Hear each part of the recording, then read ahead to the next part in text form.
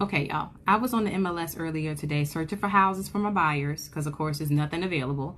And I ran across this house. It is not my listing and I don't know the owner, but it's in Phoebus. Normally, I don't like bright colors and stuff in houses, but the house is just a vibe. Like, even the Naughty Pine cabinets right there, I don't mind. But look at the black paint in the room. Like, I've never thought to paint an entire room black. And the way the colors just pop. I don't know if it's the art, the black art, the color. I don't know, but I love it. It's a vibe to me. Like, it is a vibe. I'm just like, wow. Maybe I'm so tired of seeing white and gray in every house, in every flip, in every rehab. I'm just tired of seeing it.